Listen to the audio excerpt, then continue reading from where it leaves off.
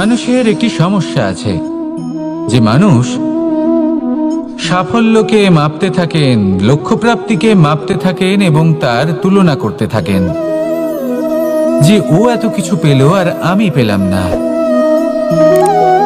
ওর কাছে এত কিছু আছে কিন্তু আমার কাছে নেই। এই তুলনা করার জন্য ওনারা দুঃখী হয়ে পড়েন, নিরাশ হয়ে পড়েন। তাই আমি একটা প্রশ্ন করছি যে এটা কি উচিত? এই সংসারে আপনি কি নিয়ে তুলনা করবেন, যেখানে সূর্যদেব চন্দ্রমা দুজনেই আছেন, দুজনেই হলেন বিশেষ, দুজনেই নিজ নিজ সময়ে উদিত হন। এদের মধ্যে একজন না থাকলে তাহলে আমাদের জীবন কঠিন হয়ে পড়বে। ঠিক সেইভাবেই আপনি যদি একটা বড় রেখা অঙ্কন করেন তাহলে অন্য রেখাটি ছোট হয়ে পড়ে না, সে তেমনই থাকে যেমনটা সে ছিল।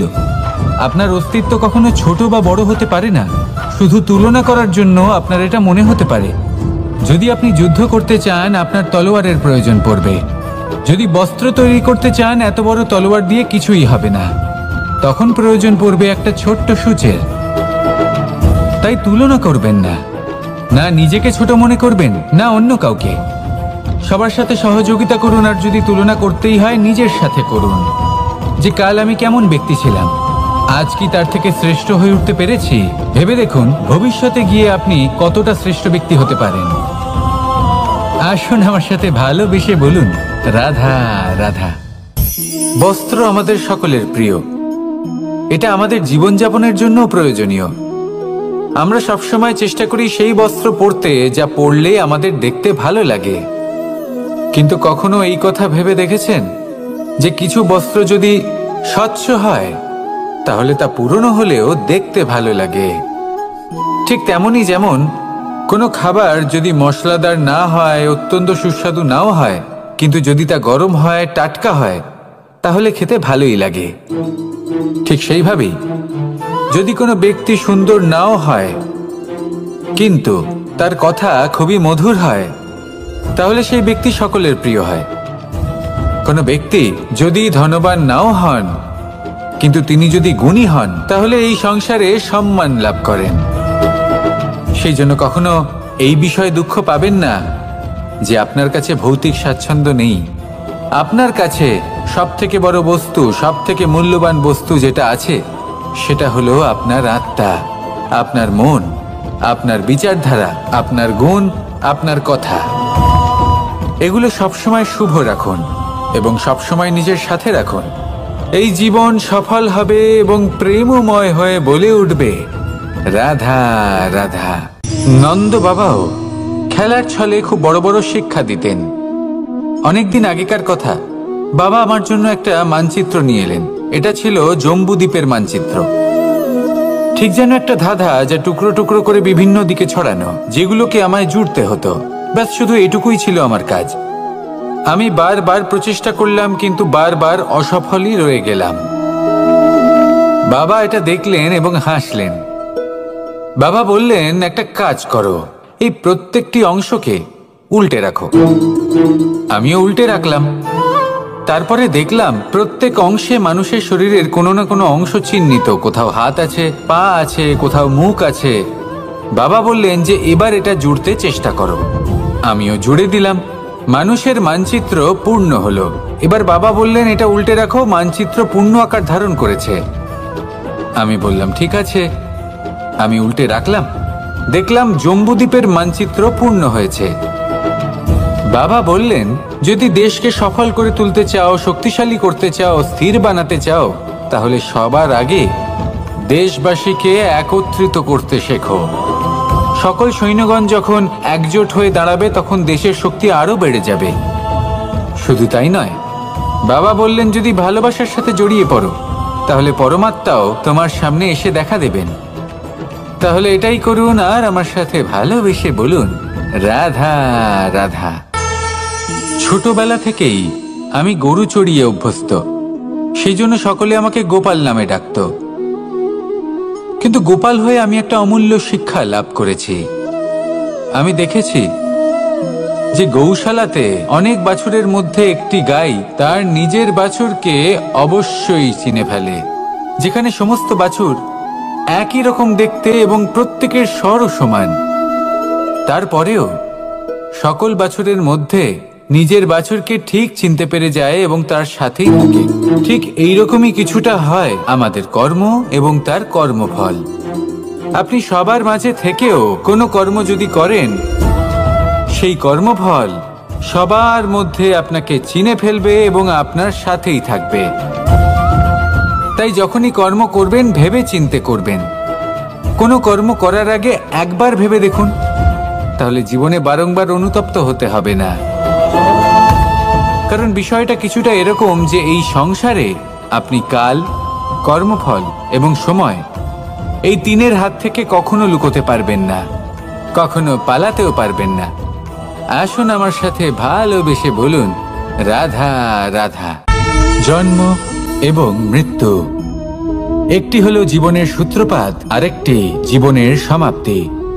এটা হলো একটি চক্র এবং প্রত্যেক চক্রের মতোই এটাও যেখান থেকে শুরু হয় সেখানে এসেই সমাপ্ত হয়। অর্থাৎ প্রত্যেক ব্যক্তি যারা জন্ম নিয়েছেন তার জন্মের সাথে এটা সুনিশ্চিত হয়ে যায় যে তার মৃত্যু হলো অবশ্যম্ভাবী। এই সংসারে এমন কিছুই নেই যা চিরকালের মতো থেকে যায়। এবার এটা আমরা সবাই জানি। আমাদের কাছে যে জীবনটা আছে, যেটা আমরা যাপন করতে পারি, সেই সময়কালে আমরা কি করতে পারি সেটা গুরুত্বপূর্ণ। এমন কিছু করুন যার ফলে মৃত্যুর পরেও আপনি অমর হয়ে থাকবেন। আমাদের কথা, আমাদের কর্ম এই সংসারে প্রেরণা প্রদান করতে পারে। আর যদি আমরা প্রেরণা নাও জোগাতে পারি, তাও এই সন্তোষ বোধ যেন থাকে যে আমরা আমাদের জীবন ব্যর্থ হতে দিইনি। এই জীবন যাপন করার ইচ্ছেতেই আমরা সময় ব্যর্থ করে দিই। আর এই জীবনকে যাপন করার সর্বশ্রেষ্ঠ উপায় হলো এটাই যে কখন আমাদের মৃত্যু হবে, কিভাবে আমাদের মৃত্যু হবে, এই চিন্তা ত্যাগ করে যেন আমরা বর্তমানে বেঁচে থাকি, আজকে বেঁচে থাকি, আজকে দাঁড়িয়ে কর্ম করি এবং আজ যে সংকট সামনে তার সম্মুখীন হই। ভবিষ্যতের পথ নিজে থেকেই উন্মুক্ত হবে। আপনার জীবনে অনেক বড় বড় বিপদরূপী পাথর আসবে। সেই পাথরগুলিকে এতটাই দুর্বল করে দিন যাতে সেই পথ আপনি অগ্রসর হওয়ার পরে আপনার পেছন পেছন যে সেই পথ দিয়ে আসবেন তিনিও যেন সহজেই পাথর চূর্ণ করে সামনে অগ্রসর হতে পারেন। মনে রাখবেন, আপনার প্রচেষ্টারও একটা মাহাত্ম্য আছে। যদি আপনি কোনো কেল্লার শিখরে পতাকা উত্তোলন নাও করতে পারেন, তাহলেও আপনার প্রচেষ্টার যে মাহাত্ম্য তা কখনো কমে যাবে না। সেই জন্য প্রচেষ্টা করতে থাকুন আর আমার সাথে ভালোবেসে বলুন, রাধা রাধা। মানুষ সবসময় চায় যে তার জীবনে যেন কখনো কোনো সমস্যাই না আসে। সে চায় তার জীবন যেন শুধুমাত্র শান্তি এবং সুখের দ্বারা পূর্ণ থাকে। কিন্তু এই চাহিদা অনুচিত কিছু নয়। আমরা সবাই এটাই চাই যে জীবনে সুখ থাক, শান্তি থাক। কিন্তু এই কথা সবসময় মনে রাখবেন, যে সূর্য উদিত হন সংসারকে প্রকাশমান করেন, দুপুরবেলায় সংসারকে রৌদ্র প্রদান করেন, সন্ধেবেলায় তাকেও অস্ত যেতে হয়। এবার আমাদের জীবন চক্র কিছুটা এরকমই। কোনো কিছুই চিরকাল একরকম থাকে না। কখনো এই নদীকে দেখুন যা বয়ে চলেছে। এই নদী যা বয়ে চলেছে তার পথেও অনেক বিপদ আসে। বড় বড় পাথরের সম্মুখীন হয়ে তাকেও সামনে এগিয়ে যেতে হয়। একটি পুকুর যা চারদিক থেকে ঘেরা, তার জীবনে কিন্তু কোনো সমস্যা নেই। কিন্তু এই সংসারে পুকুরের পুজো করা হয় না, পুজো করা হয় নদীকে। মনে রাখবেন, সমস্যার ঊর্ধ্বে তিনি উঠতে পারেন যিনি সমাধি লাভ করেছেন, যিনি এই সংসারেই নেই। যিনি এই সংসারে আছেন এবং জীবিত আছেন, তার জীবনের সমস্যা হলো শ্বাসবায়ুর মতোই গুরুত্বপূর্ণ। আসুন আমার সাথে ভালোবেসে বলুন, রাধা রাধা। বন হলো আমাদের সবারই প্রিয়। সেখানকার সৌন্দর্য, শান্তি, সেখানকার পরিবেশ আমাদের সকলের ভালো লাগে এবং সেখান থেকে আমরা কাঠ পাই, যা সংসারে আমাদের জীবনে আমাদের খুব সহায়ক হয়ে ওঠে। এর দ্বারা আমরা অনেক কিছুই প্রাপ্ত করতে পারি। অনেক বাদ্যযন্ত্র আমরা লাভ করতে পারি। এর অনেকভাবে প্রয়োগ সম্ভব।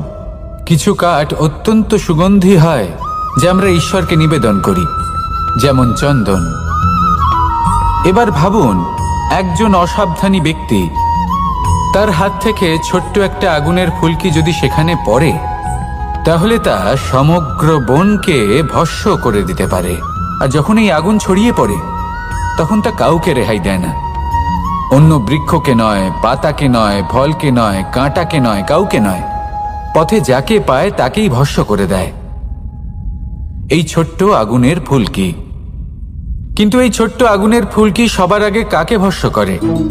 সেই সকল ছোট ছোট শুকনো পাতা, সেই ছোট ছোট গাছের ডাল। ঠিক সেইভাবেই আপনার জীবনে একজন খারাপ ব্যক্তি এসে হয়তো আপনার সমগ্র জীবন ধ্বংস করে দিতে পারে। আর আপনার এই জীবনে এই ছোট ছোট শুকনো পাতা এবং এই ছোট ছোট শুকনো কাঠ আপনার ছোট ছোট স্বার্থ। আপনার স্বার্থের দ্বারা এই অশুভ ব্যক্তি আপনার মনে অশুভ আবেগ বাড়িয়ে তুলবে এবং আস্তে আস্তে আপনার জীবন শেষ করে দিতে পারে। তাই মনে রাখবেন, এই জীবন অমূল্য। আপনি হলেন অমূল্য। এই জীবন যাপন করুন এবং এই জীবনের কাছে পৌঁছানোর দ্বার আর কোথাও নেই, আপনার কাছেই আছে। আপনার মনে, আপনার বিবেকে, আপনার দৃষ্টিভঙ্গিতে, আপনার ভাবনাতেই আছে। এই দ্বারকে খুলুন। জীবন সফল হবে আর ভালোবেসে বলবে, রাধা রাধা। কথায় আছে যে স্বপ্ন এবং লক্ষ্য হলো একটি মুদ্রারই দুটি দিক। যতক্ষণ না স্বপ্ন দেখছেন ততক্ষণ বুঝবেন কি করে আপনার লক্ষ্য কি? স্বপ্ন দেখে যদি নিজের লক্ষ্য বুঝতে পারেন, সেটা পেতে চান, তবেই সেটা লাভ করতে পারবেন। কিন্তু স্বপ্ন এবং লক্ষ্য, এই দুইয়ের মধ্যে একটা ভারসাম্য রয়েছে যেটা বজায় রাখা প্রয়োজনীয়।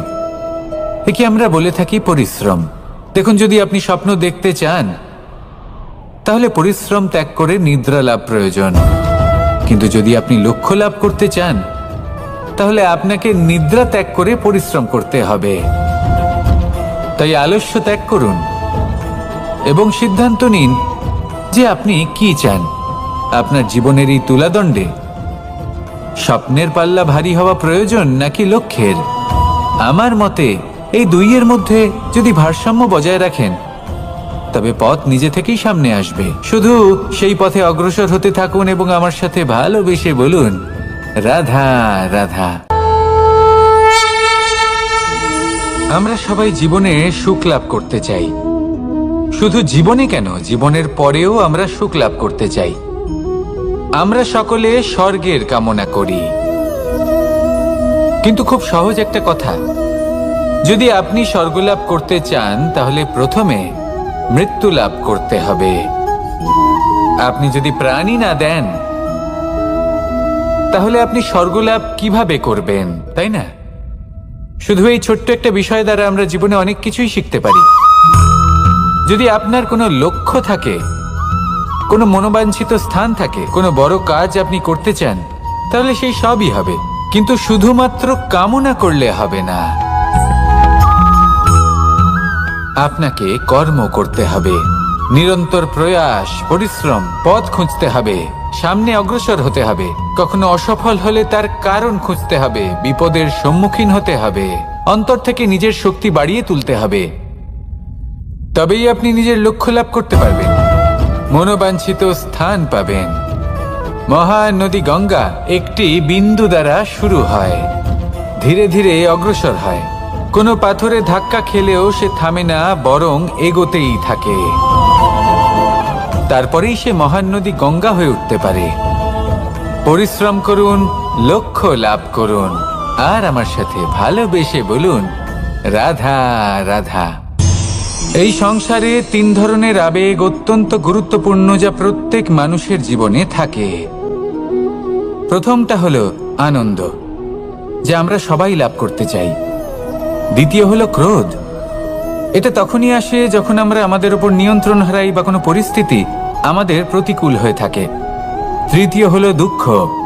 এই দুঃখ তখনই আসে যখন কোনো একটা পরিস্থিতি আমাদের মনের মতো হয় না বা আমাদের প্রিয়জন আমাদের বুঝতে পারেন না। আমরা অমূল্য কিছু হারিয়ে ফেলি, তখন এই দুঃখ আমাদের হৃদয়ে আশ্রয় নেয়। এই তিন আবেগ হলো এমন যে আমাদের জীবনে আসতে এবং যেতে থাকবে। কিন্তু এই তিনটি আবেগের বিষয়ে কোন কথাটা মনে রাখতে হবে সেটা শুনুন। যখনই আপনি আনন্দে থাকবেন, প্রতিশ্রুতি দেবেন না, কারণ যখন মানুষ আনন্দে থাকেন তখন তিনি নিজের বিবেক বোধ হারিয়ে ফেলেন। দ্বিতীয়ত, যখনই আপনি ক্রুদ্ধ হবেন, উত্তর দেবেন না, কারণ ক্রোধের বশে যে উত্তরই দেবেন সেটা শুভ হবে না। তৃতীয়ত, যখনই আপনি দুঃখী থাকবেন, কোনো সিদ্ধান্ত নেবেন না, তখন নিজের মনের ওপর, নিজের কর্মের ওপর, নিজের ওপর নিয়ন্ত্রণ রাখতে চেষ্টা করুন। যদি এই তিনটি আবেগের ক্ষেত্রে এই জিনিসগুলো মনে রাখেন, তাহলে জীবনে কখনো আক্ষেপ করবেন না। আসুন আমার সাথে ভালোবেসে বলুন, রাধা রাধা।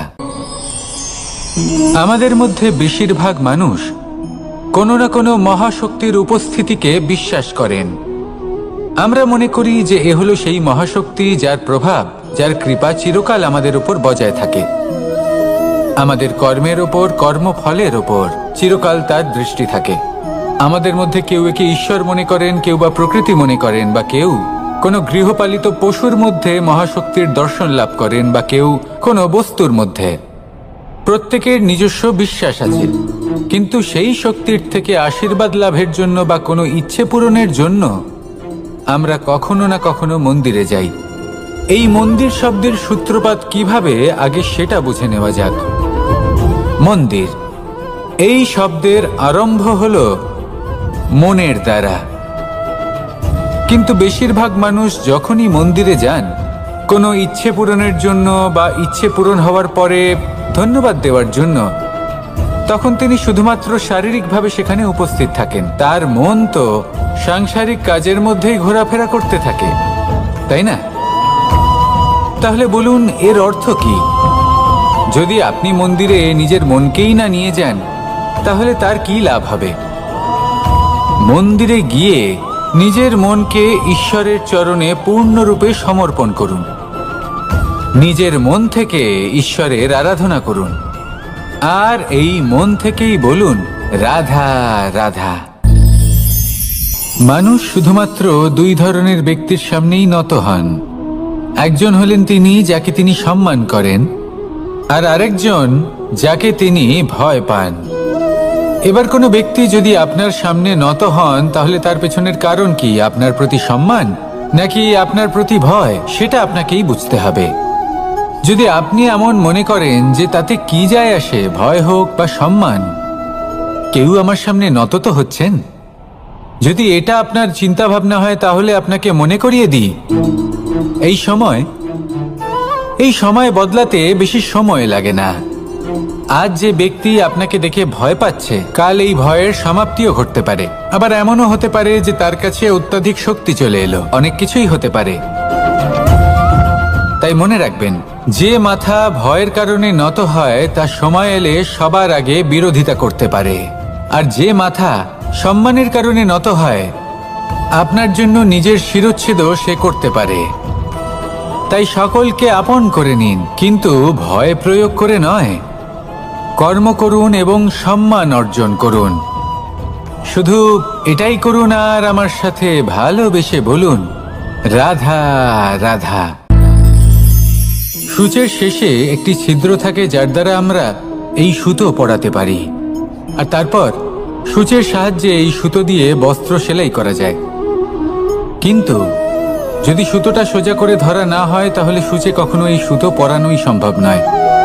যদি এতে কোনো গিঁট পড়ে, তখন তা কখনোই এই ছিদ্র দ্বারা প্রবেশ করা সম্ভব নয়। ঠিক এইভাবেই যদি আপনি কারোর জীবনে প্রবেশ করতে চান, কারোর অন্তরে প্রবেশ করতে চান, তাহলে আপনাকেও সহজ থাকতে হবে। এতে কোনো গিঁট থাকলে চলবে না, অর্থাৎ মনে যাতে কোনো মালিন্য না থাকে, যেন কোনো কুচিন্তা না থাকে। যদি এসব থাকে, তাহলে আপনি কখনো কারোর জীবনে প্রবেশ করতে পারবেন না। আর যদি কোনোভাবে আপনি প্রবেশ করেও যান, তাহলে তার মনে ঘর করতে পারবেন না। নিজেকে এই সুতোর মতন করে তুলুন, সহজ। মনে যেন কোনো কুচিন্তা না থাকে, সবার প্রতি যেন সদ্ভাবনা থাকে, শুভ চিন্তা থাকে। এমনটা করতে থাকুন।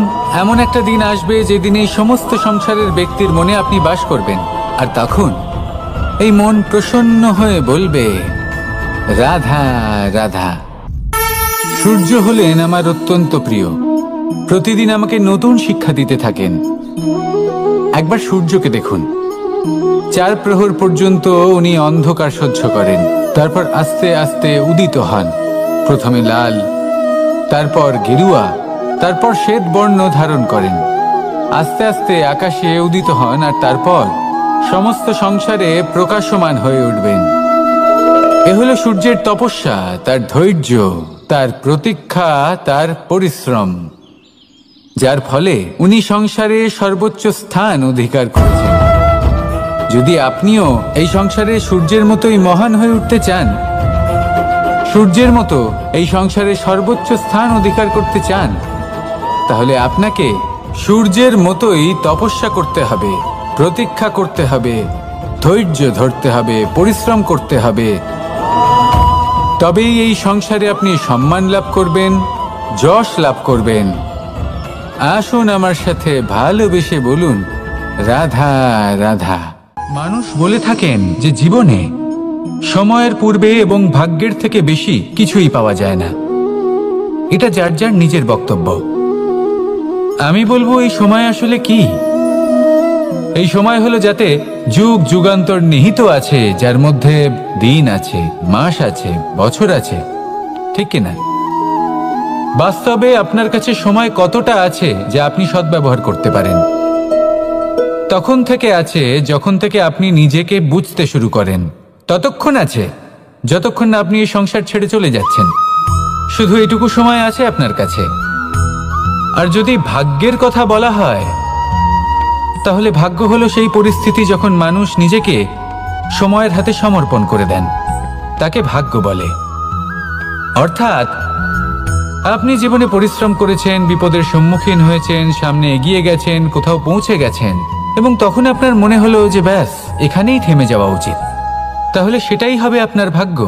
যদি ভাগ্যের কথা বলা হয়, তাহলে বলবো সত্যবানের ভাগ্যে মৃত্যু লেখা ছিল, কিন্তু সাবিত্রীর কর্ম তাকে পুনর্জীবিত করে তুলেছিল। অর্থাৎ এই ভাগ্য বদল করা সম্ভব কর্ম এবং পরিশ্রমের দ্বারা। ভেবে দেখুন, রাবণ মাতা সীতাকে হরণ করেছিল। যদি শ্রীরাম সেটাকে ভাগ্য বলে মেনে নিতেন, তাহলে কখনো ভাগ্য বিধাতা হয়ে উঠতে পারতেন না। ভাগ্য হলো একটা বাঁধন যেটাকে ভেঙে ফেলা খুব প্রয়োজনীয়। নিজের লক্ষ্যের কাছে পৌঁছতে হবে।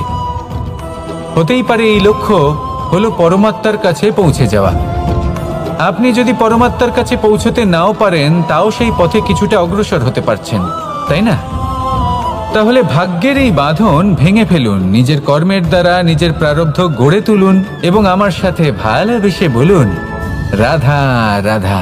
মানুষের একটি সমস্যা আছে যে মানুষ সাফল্যকে মাপতে থাকেন, লক্ষ্যপ্রাপ্তিকে মাপতে থাকেন এবং তার তুলনা করতে থাকেন যে ও এত কিছু পেল আর আমি পেলাম না, ওর কাছে এত কিছু আছে কিন্তু আমার কাছে নেই। এই তুলনা করার জন্য ওনারা দুঃখী হয়ে পড়েন, নিরাশ হয়ে পড়েন। তাই আমি একটা প্রশ্ন করছি যে এটা কি উচিত? এই সংসারে আপনি কি নিয়ে তুলনা করবেন, যেখানে সূর্যদেব চন্দ্রমা দুজনেই আছেন, দুজনেই হলেন বিশেষ, দুজনেই নিজ নিজ সময়ে উদিত হন। এদের মধ্যে একজন না থাকলে তাহলে আমাদের জীবন কঠিন হয়ে পড়বে। ঠিক সেইভাবেই আপনি যদি একটা বড় রেখা অঙ্কন করেন, তাহলে অন্য রেখাটি ছোট হয়ে পড়ে না, সে তেমনই থাকে যেমনটা সে ছিল। আপনার অস্তিত্ব কখনো ছোট বা বড় হতে পারে না। শুধু তুলনা করার জন্য আপনার এটা মনে হতে পারে। যদি আপনি যুদ্ধ করতে চান, আপনার তলোয়ারের প্রয়োজন পড়বে। যদি বস্ত্র তৈরি করতে চান, এত বড় তলোয়ার দিয়ে কিছুই হবে না, তখন প্রয়োজন পড়বে একটা ছোট্ট সূচের। তাই তুলনা করবেন না, না নিজেকে ছোট মনে করবেন, না অন্য কাউকে। সবার সাথে সহযোগিতা করুন, আর যদি তুলনা করতেই হয় নিজের সাথে করুন, যে কাল আমি কেমন ব্যক্তি ছিলাম, আজ কি তার থেকে শ্রেষ্ঠ হয়ে উঠতে পেরেছি? ভেবে দেখুন ভবিষ্যতে গিয়ে আপনি কতটা শ্রেষ্ঠ ব্যক্তি হতে পারেন। আসুন আমার সাথে ভালোবেসে বলুন, রাধা রাধা। বস্ত্র আমাদের সকলের প্রিয়, এটা আমাদের জীবনযাপনের জন্য প্রয়োজনীয়। আমরা সবসময় চেষ্টা করি সেই বস্ত্র পরতে যা পরলে আমাদের দেখতে ভালো লাগে। কিন্তু কখনো এই কথা ভেবে দেখেছেন যে কিছু বস্ত্র যদি স্বচ্ছ হয় তাহলে তা পুরনো হলেও দেখতে ভালো লাগে। ঠিক তেমনই যেমন কোনো খাবার যদি মশলাদার না হয়, অত্যন্ত সুস্বাদু নাও হয়, কিন্তু যদি তা গরম হয়, টাটকা হয়, তাহলে খেতে ভালোই লাগে। ঠিক সেইভাবেই যদি কোনো ব্যক্তি সুন্দর নাও হয় কিন্তু তার কথা খুবই মধুর হয়, তাহলে সেই ব্যক্তি সকলের প্রিয় হয়। কোনো ব্যক্তি যদি ধনবান নাও হন কিন্তু তিনি যদি গুণী হন, তাহলে এই সংসারে সম্মান লাভ করেন। সেই জন্য কখনো এই বিষয়ে দুঃখ পাবেন না যে আপনার কাছে ভৌতিক স্বাচ্ছন্দ্য নেই। আপনার কাছে সব থেকে বড় বস্তু, সব থেকে মূল্যবান বস্তু যেটা আছে সেটা হলো আপনার আত্মা, আপনার মন, আপনার বিচারধারা, আপনার গুণ, আপনার কথা। এগুলো সবসময় শুভ রাখুন এবং সবসময় নিজের সাথে রাখুন। এই জীবন সফল হবে এবং প্রেমময় হয়ে বলে উঠবে রাধা রাধা। নন্দ বাবাও খেলার ছলে খুব বড় বড় শিক্ষা দিতেন। অনেকদিন আগেকার কথা, বাবা আমার জন্য একটা মানচিত্র নিয়ে এলেন। এটা ছিল জম্বু দ্বীপের মানচিত্র। ঠিক যেন একটা ধাঁধা, যা টুকরো টুকরো করে বিভিন্ন দিকে ছড়ানো, যেগুলোকে আমায় জুড়তে হতো। ব্যাস শুধু এটুকুই ছিল আমার কাজ। আমি বারবার প্রচেষ্টা করলাম কিন্তু বারবার অসফলই রয়ে গেলাম। বাবা এটা দেখলেন এবং হাসলেন। বাবা বললেন, একটা কাজ করো, এই প্রত্যেকটি অংশকে উল্টে রাখো। আমিও উল্টে রাখলাম। তারপরে দেখলাম প্রত্যেক অংশে মানুষের শরীরের কোনো না কোনো অংশ চিহ্নিত। কোথাও হাত আছে, পা আছে, কোথাও মুখ আছে। বাবা বললেন যে এবার এটা জুড়তে চেষ্টা করো। আমিও জুড়ে দিলাম। মানুষের মানচিত্র পূর্ণ হলো। এবার বাবা বললেন, এটা উল্টে রাখো, মানচিত্র পূর্ণ আকার ধারণ করেছে। আমি বললাম, ঠিক আছে। আমি উল্টে রাখলাম। দেখলাম জম্বুদ্বীপের মানচিত্র পূর্ণ হয়েছে। বাবা বললেন, যদি দেশকে সফল করে তুলতে চাও, শক্তিশালী করতে চাও, স্থির বানাতে চাও, তাহলে সবার আগে দেশবাসীকে একত্রিত করতে শেখো। সকল সৈন্যগণ যখন একজোট হয়ে দাঁড়াবে, তখন দেশের শক্তি আরো বেড়ে যাবে। শুধু তাই নয়, বাবা বললেন, যদি ভালোবাসার সাথে জড়িয়ে পড়ো, তাহলে পরমাত্মাও তোমার সামনে এসে দেখা দেবেন। তাহলে এটাই করুন আর আমার সাথে ভালোবেসে বলুন রাধা রাধা। ছোটবেলা থেকেই আমি গরু চড়িয়ে অভ্যস্ত, সেই জন্য সকলে আমাকে গোপাল নামে ডাকত। কিন্তু গোপাল হয়ে আমি একটা অমূল্য শিক্ষা লাভ করেছি। আমি দেখেছি যে গৌশালাতে অনেক বাছুরের মধ্যে একটি গাই তার নিজের বাছুরকে অবশ্যই চিনে ফেলে। যেখানে সমস্ত বাছুর একই রকম দেখতে এবং প্রত্যেকের স্বরও সমান, তারপরেও সকল বাছুরের মধ্যে নিজের বাছুরকে ঠিক চিনতে পেরে যায় এবং তার সাথেই থাকে। ঠিক এইরকমই কিছুটা হয় আমাদের কর্ম এবং তার কর্মফল। আপনি সবার মাঝে থেকেও কোনো কর্ম যদি করেন, সেই কর্মফল সবার মধ্যে আপনাকে চিনে ফেলবে এবং আপনার সাথেই থাকবে। তাই যখনই কর্ম করবেন, ভেবে চিন্তে করবেন। কোনো কর্ম করার আগে একবার ভেবে দেখুন, তাহলে জীবনে বারংবার অনুতপ্ত হতে হবে না। কারণ বিষয়টা কিছুটা এরকম যে এই সংসারে আপনি কাল, কর্মফল এবং সময়, এই তিনের হাত থেকে কখনো লুকোতে পারবেন না, কখনো পালাতেও পারবেন না। আসুন আমার সাথে ভালোবেসে বলুন রাধা রাধা। জন্ম এবং মৃত্যু, একটি হলো জীবনের সূত্রপাত, আরেকটি জীবনের সমাপ্তি। এটা হলো একটি চক্র এবং প্রত্যেক চক্রের মতোই এটাও যেখান থেকে শুরু হয় সেখানে এসেই সমাপ্ত হয়। অর্থাৎ প্রত্যেক ব্যক্তি যারা জন্ম নিয়েছেন, তার জন্মের সাথে এটা সুনিশ্চিত হয়ে যায় যে তার মৃত্যু হলো অবশ্যম্ভাবী। এই সংসারে এমন কিছুই নেই যা চিরকালের মতো থেকে যায়। এবার এটা আমরা সবাই জানি। আমাদের কাছে যে জীবনটা আছে, যেটা আমরা যাপন করতে পারি, সেই সময়কালে আমরা কি করতে পারি সেটা গুরুত্বপূর্ণ। এমন কিছু করুন যার ফলে মৃত্যুর পরেও আপনি অমর হয়ে থাকবেন। আমাদের কথা, আমাদের কর্ম এই সংসারে প্রেরণা প্রদান করতে পারে। আর যদি আমরা প্রেরণা নাও জোগাতে পারি, তাও এই সন্তোষ বোধ যেন থাকে যে আমরা আমাদের জীবন ব্যর্থ হতে দিইনি। এই জীবন যাপন করার ইচ্ছেতেই আমরা সময় ব্যর্থ করে দিই। আর এই জীবনকে যাপন করার সর্বশ্রেষ্ঠ উপায় হলো এটাই যে কখন আমাদের মৃত্যু হবে, কিভাবে আমাদের মৃত্যু হবে, এই চিন্তা ত্যাগ করে যেন আমরা বর্তমানে বেঁচে থাকি, আজকে বেঁচে থাকি, আজকে দাঁড়িয়ে কর্ম করি এবং আজ যে সংকট সামনে তার সম্মুখীন হই। ভবিষ্যতের পথ নিজে থেকেই উন্মুক্ত হবে। আপনার জীবনে অনেক বড় বড় বিপদরূপী পাথর আসবে। সেই পাথরগুলিকে এতটাই দুর্বল করে দিন যাতে সেই পথ আপনি অগ্রসর হওয়ার পরে আপনার পেছন পেছন যে সেই পথ দিয়ে আসবেন তিনিও যেন সহজেই পাথর চূর্ণ করে সামনে অগ্রসর হতে পারেন। মনে রাখবেন, আপনার প্রচেষ্টারও একটা মাহাত্ম্য আছে। যদি আপনি কোনো কেল্লার শিখরে পতাকা উত্তোলন নাও করতে পারেন, তাহলেও আপনার প্রচেষ্টার যে মাহাত্ম্য তা কখনো কমে যাবে না। সেই জন্য প্রচেষ্টা করতে থাকুন আর আমার সাথে ভালোবেসে বলুন, রাধা রাধা। মানুষ সবসময় চায় যে তার জীবনে যেন কখনো কোনো সমস্যাই না আসে। সে চায় তার জীবন যেন শুধুমাত্র শান্তি এবং সুখের দ্বারা পূর্ণ থাকে। কিন্তু এই চাহিদা অনুচিত কিছু নয়। আমরা সবাই এটাই চাই যে জীবনে সুখ থাক, শান্তি থাক। কিন্তু এই কথা সবসময় মনে রাখবেন, যে সূর্য উদিত হন সংসারকে প্রকাশমান করেন, দুপুরবেলায় সংসারকে রৌদ্র প্রদান করেন, সন্ধেবেলায় তাকেও অস্ত যেতে হয়। এবার আমাদের জীবন চক্র কিছুটা এরকমই। কোনো কিছুই চিরকাল একরকম থাকে না। কখনো এই নদীকে দেখুন যা বয়ে চলেছে। এই নদী যা বয়ে চলেছে তার পথেও অনেক বিপদ আসে। বড় বড় পাথরের সম্মুখীন হয়ে তাকেও সামনে এগিয়ে যেতে হয়। একটি পুকুর যা চারদিক থেকে ঘেরা, তার জীবনে কিন্তু কোনো সমস্যা নেই। কিন্তু এই সংসারে পুকুরের পুজো করা হয় না, পুজো করা হয় নদীকে।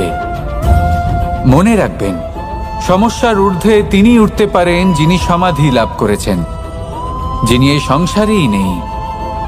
যিনি এই সংসারে আছেন এবং জীবিত আছেন, তার জীবনের সমস্যা হলো শ্বাসবায়ুর মতোই গুরুত্বপূর্ণ।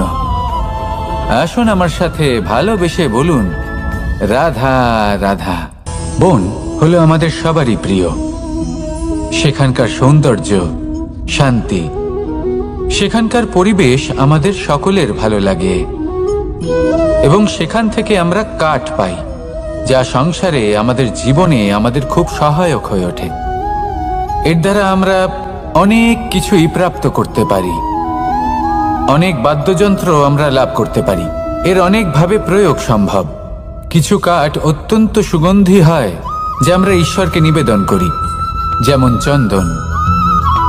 এবার ভাবুন, একজন অসাবধানী ব্যক্তি তার হাত থেকে ছোট্ট একটা আগুনের ফুলকি যদি সেখানে পড়ে, তাহলে তা সমগ্র বনকে ভস্ম করে দিতে পারে। আর যখন এই আগুন ছড়িয়ে পড়ে তখন তা কাউকে রেহাই দেয় না। অন্য বৃক্ষকে নয়, পাতাকে নয়, ফলকে নয়, কাঁটাকে নয়, কাউকে নয়, পথে যাকে পায় তাকেই ভস্ম করে দেয়। এই ছোট্ট আগুনের ফুলকি। কিন্তু এই ছোট্ট আগুনের ফুলকি সবার আগে কাকে ভস্ম করে? সেই সকল ছোট ছোট শুকনো পাতা, সেই ছোট ছোট গাছের ডাল। ঠিক সেইভাবেই আপনার জীবনে একজন খারাপ ব্যক্তি এসে হয়তো আপনার সমগ্র জীবন ধ্বংস করে দিতে পারে। আর আপনার এই জীবনে এই ছোট ছোট শুকনো পাতা এবং এই ছোট ছোট শুকনো কাঠ আপনার ছোট ছোট স্বার্থ। আপনার স্বার্থের দ্বারা এই অশুভ ব্যক্তি আপনার মনে অশুভ আবেগ বাড়িয়ে তুলবে এবং আস্তে আস্তে আপনার জীবন শেষ করে দিতে পারে। তাই মনে রাখবেন, এই জীবন অমূল্য। আপনি হলেন অমূল্য। এই জীবন যাপন করুন এবং এই জীবনের কাছে পৌঁছানোর দ্বার আর কোথাও নেই, আপনার কাছেই আছে। আপনার মনে, আপনার বিবেকে, আপনার দৃষ্টিভঙ্গিতে, আপনার ভাবনাতেই আছে।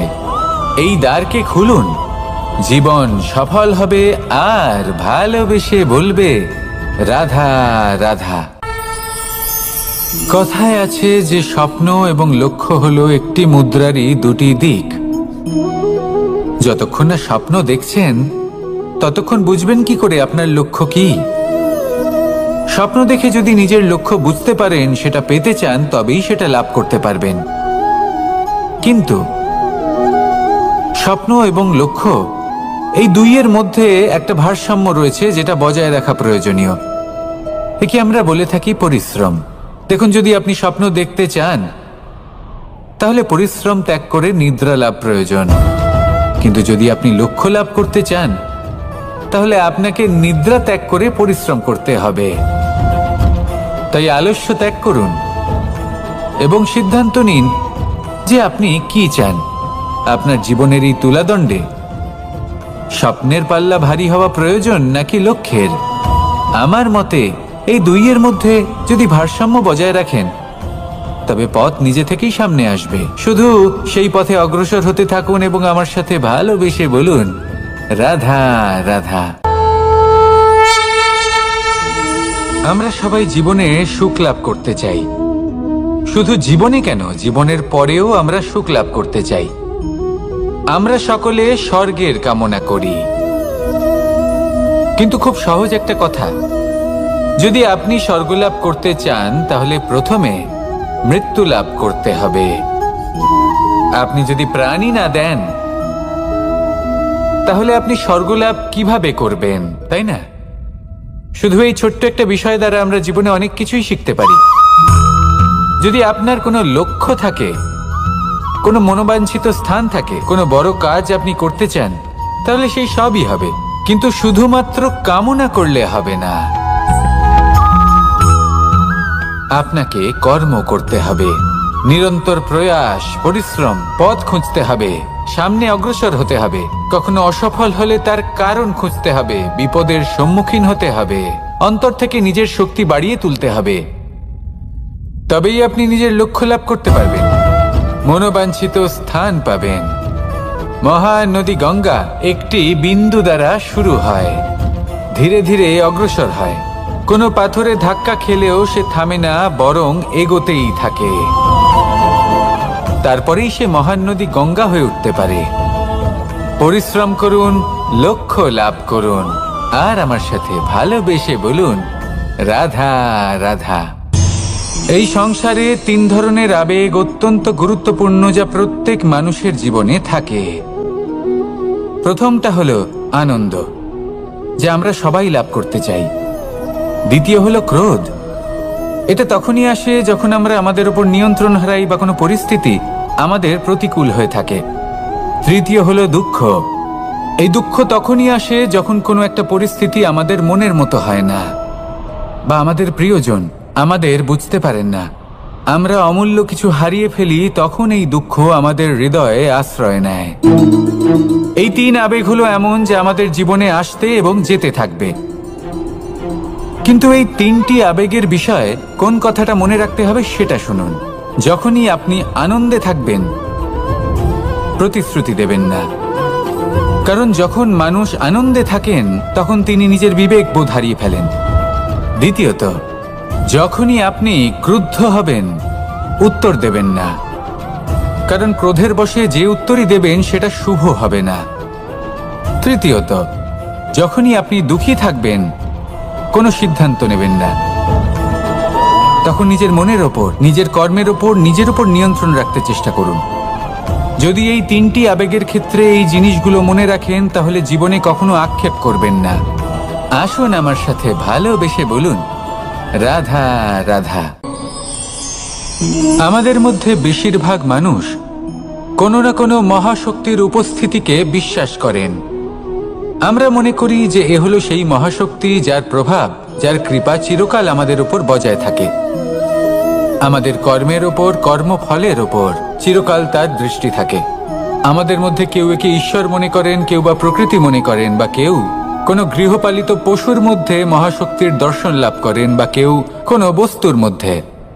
প্রত্যেকের নিজস্ব বিশ্বাস আছে, কিন্তু সেই শক্তির থেকে আশীর্বাদ লাভের জন্য বা কোনো ইচ্ছে পূরণের জন্য আমরা কখনো না কখনো মন্দিরে যাই। এই মন্দির শব্দের সূত্রপাত কিভাবে, আগে সেটা বুঝে নেওয়া যাক। মন্দির এই শব্দের আরম্ভ হলো মনের দ্বারা, কিন্তু বেশিরভাগ মানুষ যখনই মন্দিরে যান কোনো ইচ্ছে পূরণের জন্য বা ইচ্ছে পূরণ হওয়ার পরে ধন্যবাদ দেওয়ার জন্য, তখন তিনি শুধুমাত্র শারীরিকভাবে সেখানে উপস্থিত থাকেন, তার মন তো সাংসারিক কাজের মধ্যেই ঘোরাফেরা করতে থাকে, তাই না?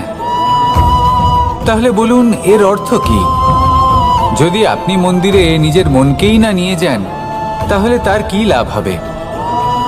মন্দিরে গিয়ে নিজের মনকে ঈশ্বরের চরণে পূর্ণরূপে সমর্পণ করুন।